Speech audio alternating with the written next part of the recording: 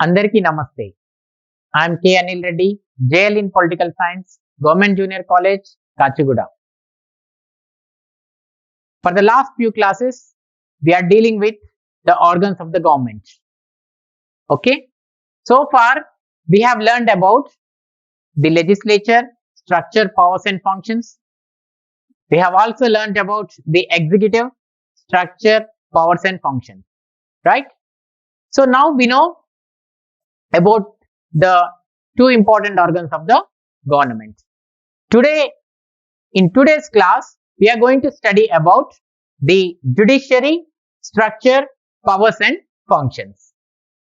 So let's try and understand what is judiciary. First of all, you have to remember that judiciary is a third and very important organ of the government. So like legislature and executive, judiciary is also one of the important organs of the government. Okay. So as you all know, legislature is a lawmaking body. It prepares or formulates the laws. Executive implements the laws. Then what does judiciary do? Judiciary makes sure that it will check the validity of the laws. Whether a law passed by the legislature is according to the constitution or not. Okay.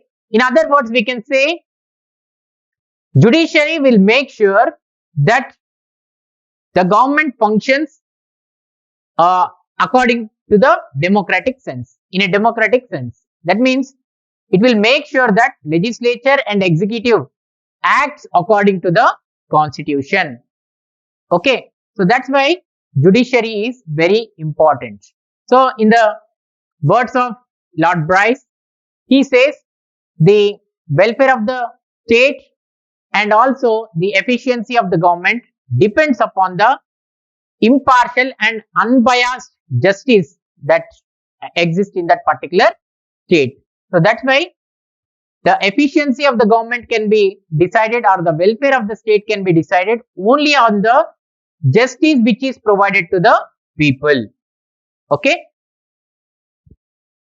గత కొంత క్లాసులుగా మనము ప్రభుత్వాంగాల గురించి తెలుసుకుంటున్నాం.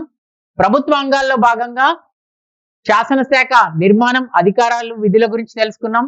అలానే కార్యనిర్వాహక వర్గం అధికారాలు, విధుల గురించి కూడా తెలుసుకోవడం అనేది జరిగింది. ఈ రోజు క్లాస్ లో మనం ఏం తెలుసుకుంటామంటే న్యాయశాఖ గురించి తెలుసుకుంటాం. ఓకే. న్యాయశాఖ అనేది ప్రభుత్వ అంగాలలో మూడో అంగంగా మనం చెప్పుకోవచ్చు.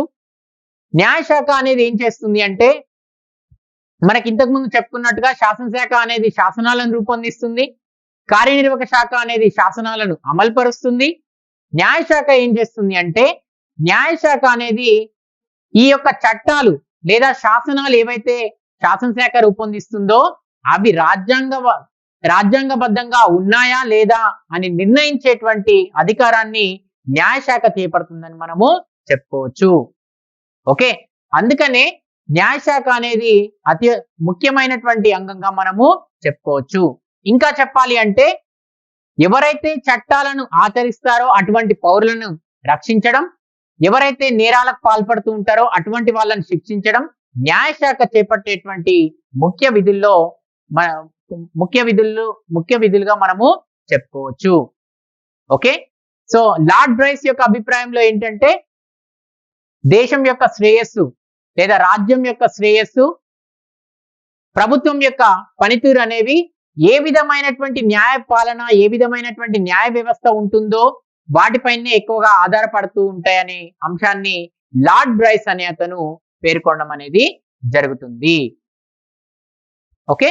So judiciary makes sure that it should protect the citizens who are law abiding, and it also should make sure that criminals are punished. Now let's talk about the importance of the judiciary. Okay. As you all know, in the ancient days there was monarchical rule that was existing all across the world. Okay. What happens in monarchy? All the powers are vested in only one single person. That means legislative, executive and judicial powers are in the hands of only one single person. If the powers are vested in one single person, it leads to tyranny. So that's why gradually, as we moved on to the modern era, the separation of powers gained more and more prominence. So it has become a practice that division of powers between the organs of the government should take place. Okay. So in the modern era, the powers are separated between the various organs of the government. Why this is made? Because to protect the liberties of the individuals. Okay. While studying about the theory of separation of powers, we studied the same thing. Why there should be division of powers in a balanced manner? Because to protect the liberties of the people, we need to separate the powers from between the various organs of the government. So that's why in the modern era, the powers are distributed between the various organs of the government. So therefore, legislature, executive are working together, but always judiciary remained independent. Okay, if you take the example of parliamentary system, we can see legislature and executive go together. Okay, when we come to the presidential form of government, legislature and executive work independently. And in both the systems, judiciary always acts independently because to give or to provide impartial justice to all the people. So that's why judiciary is independent to provide proper justice to each and every individual in that particular state. Okay, so that's why judiciary is sticking to certain basic principles. Okay, judiciary works on certain basic principles. What are those principles? First of all people should abide by the laws. That means each and every people are expected to respect the laws and they have to stick to the laws. Okay. Secondly, all the rules or all the laws which are made by the state have to be respected by each and every citizen. Okay. And thirdly, whoever violates the laws or transgresses the laws should be punished. Okay, we should not get the punishment just like that. Who should get the punishment? Whoever violates the laws and whoever transgresses the laws, they should be punished. Okay, and law, each and every person is equal before the law. All should be treated equally before the law and equal protection of the law. Law should protect each and every person in the same manner. Especially in the federal system, okay, judiciary role is very, very important because it talks about the distribution of powers and it also solves the disputes which are existing between the state and states as well as the union governments. Okay, so that's why its role becomes very, very crucial. This is how it sticks to the basic principle. And it also performs certain powers and functions as of course we will be discussing in the later part. But important functions like interpreting the constitution, okay, and defining the scope of various departments, okay, maintaining the court of records, and whenever a law is not clear, whenever there is an ambiguity in the law, it also explains about those laws. Okay, so whenever it explains about those laws, the judiciary, in later part, the advocates can also use those interpretations while arguing in the cases. So like this, judiciary solves the disputes between the people, between government and the people, and also between various governments. So that's why the role of judiciary is very, very crucial. Okay. మనము న్యాయశాఖకు ఉన్నటువంటి ప్రాముఖ్యత లేదా ప్రాధాన్యత గురించి తెలుసుకోవాలి అంటే, ముఖ్యంగా చెప్పాలంటే ప్రాచీన కాలంలో మనకి రాచరిక వ్యవస్థ ఎక్కువగా ప్రాచుర్యంలో ఉండేది. అంటే అటువంటి రాచరిక వ్యవస్థలో చాలా వరకు అధికారాలన్నీ కూడా ఒకే ఒక్క వ్యక్తి చేతుల్లో అనేవి ఉండేవి. ఓకే, శాసనాధికారాలు కావచ్చు, కార్యనిర్వాహక అధికారాలు కావచ్చు, లేదా న్యాయపరమైనటువంటి అధికారాలు కావచ్చు, ఇవన్నీ కూడా ఒకే వ్యక్తి చేతిలో ఉండడం వల్ల అది నిరంకుశత్వానికి దారితీస్తుందని చెప్పుకోవచ్చు. సో అందుకనే మనం ఆధునిక కాలం వచ్చేసరికి ప్రభుత్వ అంగాల మధ్య అధికారాల విభజన అనేది చాలా ప్రాధాన్యత సంతరించుకుందని మనము చెప్పుకోవచ్చు. అందుకనే తర్వాత కాలంలో ఆధునిక కాలం వచ్చిన తర్వాత అన్ని ప్రభుత్వాల మధ్య అంగాల మధ్య ఉన్నటువంటి అధికారాలన్నీ కూడా సమానంగా విభజించబడ్డాయి. సో అధికారాల విభజన ఎప్పుడైతే జరిగిందో అప్పుడు ఖచ్చితంగా వ్యక్తులకు ఉన్నటువంటి స్వేచ్ఛా స్వాతంత్రాలని పరిరక్షించవచ్చు అనేటువంటి అభిప్రాయం అనేది ఓకే అన్ని వర్గాల నుంచి వ్యక్తమైంది కాబట్టి దీనికి అంత ప్రాధాన్యత అనేది కూడా లభించిందని చెప్పుకోవచ్చు. మనము అధికార పరిష్కరణ సిద్ధాంతం చెప్పుకునేటప్పుడు కూడా చాలాసార్లు చెప్పుకున్నాం. అధికారాలు అనేవి ప్రభుత్వాంగాల మధ్య విభజించినట్టయితే అప్పుడు వ్యక్తుల యొక్క స్వేచ్ఛా స్వతంత్రాలకు రక్షణ అనేది ఉంటుంది. అందుకనే ప్రభుత్వాంగాల మధ్య మనం అధికార విభజన అనేది జరిగిందని చెప్పుకోవచ్చు. ఓకే, సో ఎప్పుడైతే అధికారాల విభజన జరిగిందో న్యాయశాఖ మాత్రం స్వతంత్రంగానే కొనసాగింది. ఓకే, ఆధునిక కాలంలో ఉన్నటువంటి ప్రభుత్వాలన్నీ కూడా న్యాయశాఖను స్వతంత్ర శాఖగానే ఏర్పాటు చేసుకోవడం అనేది జరిగింది. శాసనశాఖ, కార్యనిర్వాహక శాఖ కలిసి పనిచేసినప్పటికీ న్యాయశాఖ అనేది ఎప్పుడు కూడా స్వతంత్రంగానే కొనసాగడం అనేది జరుగుతుంది. ఎందుకంటే నిష్పక్షపాతంగా తీర్పులు ఇవ్వాలి అంటే ఖచ్చితంగా దీనికి తగినటువంటి స్వతంత్రత అనేది ఉండాలి. కాబట్టి అందుకనే న్యాయశాఖను ఒక స్వతంత్ర అంగంగానే ఏర్పాటు చేయడం అనేది జరిగింది. అందుకనే న్యాయశాఖ అనేది కొన్ని మౌలిక సూత్రాలకు కట్టుబడి పనిచేస్తుందని చెప్పుకోవచ్చు. ఓకే, ముఖ్యంగా ఏంటి, పౌరులందరూ కూడా ఖచ్చితంగా చట్టాలను గౌరవించాలి, చట్టాలకు కట్టుబడి మాత్రం ఉండాలి. ఇక రెండో విషయం వచ్చేసేసి చట్టాలు అనేవి ప్రతి ఒక్కరికి ఒకే విధంగా వర్తించాలి. ఇక మూడో అంశం వచ్చేసేసి ఎవరైతే చట్టాలను అతిక్రమించడం జరుగుతుందో, ఓకే, చట్టాలను ఎవరైతే గౌరవించకుండా ఉంటారో అటువంటి వాళ్ళకి శిక్షలు పడేలా చూడాలి. ఓకే, ఇదే కాకుండా చట్టం ముందు అందరూ సమానులే అనే సూత్రాన్ని న్యాయశాఖ ప్రతి ఒక్కరికి కూడా వర్తింపచేస్తుంది. అంటే ఏ చట్టాలైనా సరే అందరికీ సమానంగా వర్తిస్తాయనేటువంటి అభిప్రాయాన్ని న్యాయశాఖ ఎప్పటికప్పుడు వ్యక్తం చేస్తూనే ఉంటుంది. ముఖ్యంగా చెప్పాలి అంటే న్యాయశాఖ యొక్క పాత్ర అనేది సమాఖ్య వ్యవస్థలో చాలా ముఖ్యంగా ఉంటుందని చెప్పుకోవచ్చు.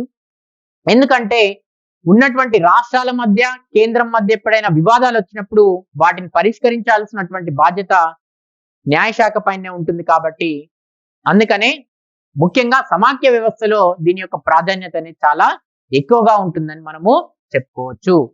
అలానే న్యాయశాఖ అనేది కొన్ని ముఖ్యమైనటువంటి విధులను కూడా నిర్వహిస్తుంది. రాజ్యాంగాన్ని ఎప్పటికప్పుడు వ్యాఖ్యానించడం, రాజ్యాంగానికి సంధానకర్తగా వ్యవహరించడం, ఓకే, పనిచేసేటువంటి వివిధ శాఖలకు సంబంధించినటువంటి వాటికి పరిధులను నిర్దేశించడం, ఎప్పుడైనా సరే చట్టాలు అనేవి కొంచెం కన్ఫ్యూజన్ గా ఉన్నటువంటి సందర్భంలో కూడా వాటిని సరైనటువంటి విధంగా వ్యాఖ్యానించడం, వాటికి సరైనటువంటి వివరణను అందించడం. ఓకే, ఎప్పుడైతే న్యాయస్థానాలు వాటికి సరైనటువంటి వివరణ ఇవ్వడం జరుగుతుందో ముఖ్యంగా న్యాయశాస్త్రంలో కోవిదులైనటువంటి వ్యక్తులు వాళ్ళు కేసులను వాదించేటప్పుడు వీటిని కూడా ఆధారంగా చేసుకొని వాదించడం అనేది కూడా జరుగుతుందని చెప్పుకోవచ్చు. అంటే న్యాయశాఖ అనేది ప్రజల మధ్య తలెత్తేటువంటి వివాదాలు, ప్రభుత్వాల మధ్య తలెత్తేటువంటి వివాదాలు, అలానే ప్రజలు మరియు ప్రభుత్వాల మధ్య తలెత్తేటువంటి వివాదాలన్నింటినీ కూడా ఇది పరిష్కరిస్తుందని మనము చెప్పుకోవచ్చు. Now let's talk about the structure of the judiciary. Okay, so structure of the judiciary is also not uniform, as we discussed in the cases of executive and legislature. It is not uniform in all the countries. In the same way, the structure of the judiciary is also not uniform in each and every country. For example, you take the House of Lords in England acts as the highest court of justice. Okay, so there will be a 9-member legal committee which will look after the civil and criminal cases. Okay, and if you go to the Switzerland, people in Switzerland directly elect the judges. Okay, the same was practiced in USSR also. The same was also prevalent in France. Okay, but later on Napoleon has abolished this method, but the people directly electing the judges. Okay, coming to the America, it is the president of America who appoints the judges of the Supreme Court in America. Okay, but again the legislature but he can't remove them. Okay, only he is the appointing authority. Who has to remove them? It is the legislature which can remove the judges with a procedure called impeachment.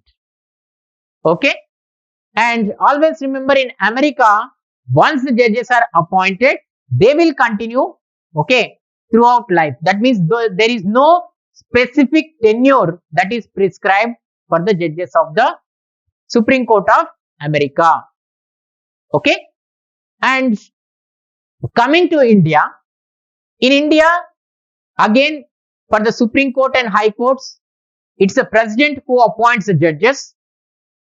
Okay, and depending upon the some rules and regulations, qualifications, etc. How to appoint judges? There are certain qualifications, rules and regulations that are laid down in the Constitution. According to the Constitution, the President of India appoints the judges.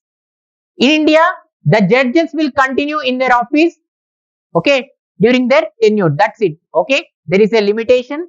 Okay, within that limitation, they have to retire. Okay, it will be 65 years. Till they get the age of 65 years, they can continue in their positions. Again, in India, it's the president who appoints, but he doesn't have the power to remove them. How they will be removed? Again, the procedure of impeachment should be exercised in the parliament. Then only the judges of the Supreme Court in India can be removed. Okay, so like this, the structure of the judiciary is varied from country to country. Okay, so a Supreme Court of India and American Supreme Court are the highest court of justice in their own countries. And when we go to the England, it is the House of Lords which acts as the highest court of justice. న్యాయశాఖ యొక్క నిర్మాణం విషయానికి వచ్చినప్పుడు, న్యాయశాఖ నిర్మాణం అనేది ప్రతి దేశంలో ఒకే విధంగా లేదనే చెప్పాలి. అంటే వివిధ దేశాలలో వివిధ రకాలుగా న్యాయశాఖ నిర్మాణమై ఉంది. ఓకే, సేమ్ శాసనశాఖ, కార్యనిర్వాహక శాఖ సంబంధించి నిర్మాణం ఏ విధంగా అయితే ఒకే విధంగా లేదో, అలానే న్యాయశాఖ యొక్క నిర్మాణం కూడా ఒకే విధంగా లేదనే మనము చెప్పాలి. ఓకే, ముఖ్యంగా చెప్పాలి అంటే ఇంగ్లాండ్ లో ఉన్నటువంటి ప్రభువుల సభనే సర్వోన్నతమైనటువంటి న్యాయస్థానంగా అక్కడ వ్యవహరించడం అనేది జరుగుతుంది. ఓకే, ఇదే అత్యున్నతమైనటువంటి న్యాయస్థానంగా పనిచేస్తుంది. 9 సభ్యులతో కూడినటువంటి కమిటీ సివిల్ మరియు క్రిమినల్ కేసెస్ ని విచారించడం అనేది జరుగుతుంది. అదే స్విట్జర్లాండ్ విషయానికి వస్తే, ఫ్రాన్స్ విషయానికి వస్తే, ఓకే, కొంతకాలంగా వీళ్ళ ప్రజలే న్యాయమూర్తులను ఎన్నుకునే విధంగా ప్రాచుర్యంలో ఉందని మనము చెప్పుకోవాలి. ఇప్పటికి కూడా స్విట్జర్లాండ్ లో ప్రజలే ప్రత్యక్షంగా న్యాయమూర్తులను ఎన్నుకునేటువంటి వ్యవస్థ కొనసాగుతుందని మనం చెప్పుకోవచ్చు.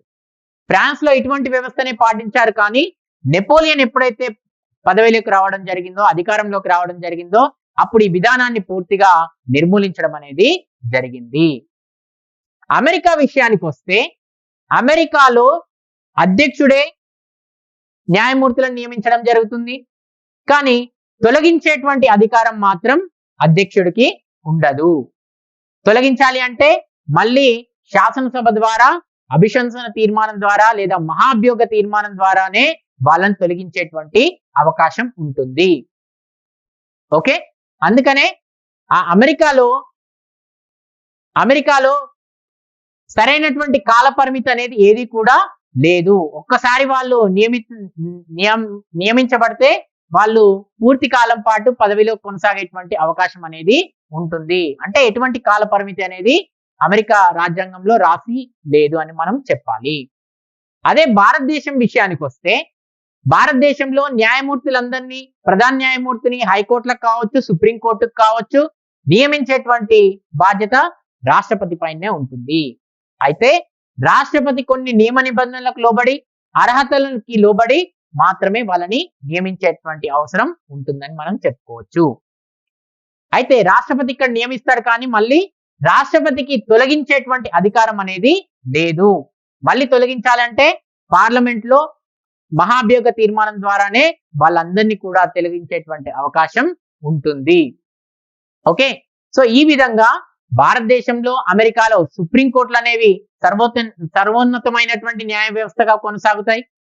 ఓకే, అలానే ఇంగ్లాండ్ లో మాత్రం ప్రభువుల సభ అనేది సర్వోన్నతమైనటువంటి న్యాయస్థానంగా కొనసాగుతుందని మనము చెప్పుకోవచ్చు.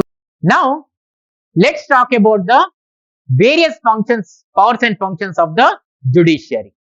Okay, so in democratic countries, as we told, okay, rule abiding is the most important thing. This is a basic rule in the democracy. So all must and should respect the rules and regulations or laws which are framed. Okay, to protect those laws, okay, judiciary plays a crucial role. What are the important powers and functions? We'll try and know. మనకి న్యాయశాఖ అనేది కొన్ని ముఖ్యమైనటువంటి విధులను నిర్వహిస్తుందని మనం చెప్పుకోవచ్చు. ముఖ్యంగా చెప్పాలంటే ప్రజాస్వామ్య వ్యవస్థలో నియమ నిబంధనలకి అత్యంత ప్రాధాన్యత అనేది ఇవ్వడం జరుగుతుంది. ఎందుకంటే నియమ నిబంధనలు పాటిస్తేనే ఒక దేశం యొక్క అభివృద్ధి జరుగుతుంది. కాబట్టి అందుకనే ఆ నియమ నిబంధనలు పాటించేటువంటి క్రమంలో న్యాయశాఖ చాలా కీలకమైనటువంటి పాత్రను పోషిస్తుంది. అందుకనే దానికి న్యాయపాలనతో పాటు మరికొన్ని ముఖ్యమైనటువంటి న్యాయపరమైనటువంటి విధులు కూడా ఉన్నాయని మనము చెప్పుకోవచ్చు. The first and foremost function of the judiciary is dispensing justice. Okay, dispensing according to judiciary, the role of the judiciary is to solve the disputes. What kind of disputes it solves? It solves the disputes that exist among the people, among the governments, and also the disputes that are existing among the people as well as the governments. So these kind of disputes will be addressed and solved by the judiciary. And not only this, all the criminal cases will be thoroughly inquired, and whoever commits crime will be punished according to the law. So one more thing it does is, whenever there is crime happens, all those criminal matters will be thoroughly inquired and it will punish the people who does crime. న్యాయపాలన అనేది అతి ముఖ్యమైనటువంటి అంశంగా మనం చెప్పుకోవచ్చు, ముఖ్యమైనటువంటి విధిగా మనం చెప్పుకోవచ్చు. న్యాయపాలనలో భాగంగా న్యాయస్థానాలు ఏం చేస్తాయంటే వివిధ రకాలైనటువంటి వివాదాలని అవి పరిష్కరించడం అనేది జరుగుతుంది. ఎటువంటి వివాదాలు? ప్రజల మధ్య ఉన్నటువంటి వివాదాలు కావచ్చు, ప్రభుత్వాల మధ్య ఉన్నటువంటి వివాదాలు కావచ్చు, లేదా ప్రజలు మరియు ప్రభుత్వాల మధ్య తలెత్తేటువంటి వివాదాలు. ఇటువంటి వివాదాలన్నిటినీ కూడా న్యాయస్థానాలు విచారించి వాటిని పరిష్కరించడం అనేది జరుగుతుంది. ఇవే కాకుండా ఎప్పుడైతే వివిధ రకాలైనటువంటి నేరాలు జరుగుతాయో అటువంటి నేరాలకు సంబంధించినటువంటి విచారణ కూడా చేసి తగినటువంటి తీర్పుల ద్వారా ఎవరైతే నేరాలకు పాల్పడతారో అటువంటి వాళ్ళకు శిక్షలు విధించేటువంటి అధికారం కూడా న్యాయస్థానాలకు ఉంటుంది. Next, protection of the civil liberties. It is the judiciary which protects the liberties of the people. Very simple.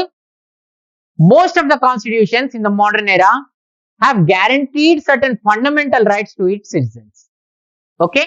The same constitution also provides an opportunity to all the citizens to protect their rights. Okay, for example, our Indian Constitution has provided Article 32 and Article 226, okay, where the citizens can approach the court and protect their fundamental rights. Okay, so to protect the fundamental rights, the courts will issue certain writs like habeas corpus, mandamus, quo warranto, certiorari, prohibition. So these are the various writs, okay, or special directions will be issued by the courts through which one can protect their fundamental rights. So when fundamental rights are protected, that means the civil liberties of the people also will be protected. Okay, so whenever someone feels that there might be the violation of the rights, they can go to the court and get the stay orders from the court. So that kind of provision is also available in the constitutions. Okay, పౌరులకు ఉన్నటువంటి స్వేచ్ఛలను కాపాడడం. పౌరులకు ఉన్నటువంటి స్వేచ్ఛలను కాపాడేటువంటి విషయంలో పౌరులు తమ యొక్క హక్కులను ఏ విధంగా రక్షించుకోవాలనే అంశాన్ని న్యాయస్థానాలనే రాజ్యాంగం అనేది సూచించడం జరుగుతుంది.